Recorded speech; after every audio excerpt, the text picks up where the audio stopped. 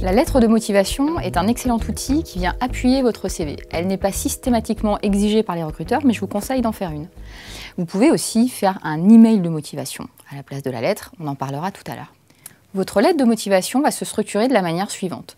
Vous allez mettre vos coordonnées en haut à gauche, les coordonnées de l'entreprise à laquelle vous écrivez en haut à droite. Vous allez indiquer plus bas le lieu d'où vous écrivez, ainsi que la date, et ensuite votre texte. N'oubliez pas la formule de politesse et votre nom, votre signature en bas de page. En termes de contenu, inutile de réitérer l'ensemble de votre CV. Votre lettre doit être plutôt courte, maximum une page, incluant les adresses, etc. Donc ça veut dire que votre texte en lui-même va faire environ une demi-page. L'idée, c'est à la fois de mettre en avant les expériences de votre CV les plus importantes et qui correspondent au poste, et aussi de montrer que vous vous intéressez spécifiquement à cette entreprise. Je vous conseille de faire quelques recherches sur le recruteur auquel vous écrivez. C'est facile, Internet, Google, site de l'entreprise.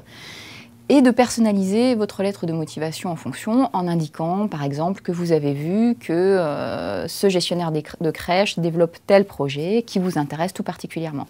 Ça fera une forte impression sur le recruteur et montrera que vous êtes réellement motivé pour le poste. Si vous envoyez votre CV par email et que plutôt qu'une lettre de motivation, vous souhaitez joindre à votre mail, dans le corps du mail, un petit texte qui explique pourquoi vous postulez, ça fonctionne parfaitement. Les grandes lignes vont être les mêmes. Mettre en avant les grands points de votre CV qui justifient le fait que vous êtes potentiellement le bon candidat pour ce poste. Personnalisation vis-à-vis du recruteur. Et comme pour la lettre, attention aux fautes d'orthographe, n'hésitez pas à faire relire par quelqu'un d'extérieur avant d'envoyer. Maintenant que vous bénéficiez d'un CV performant, d'une lettre performante, on espère que le recruteur sera convaincu et que vous serez convoqué à un entretien qu'on va vous aider à préparer dans la prochaine vidéo.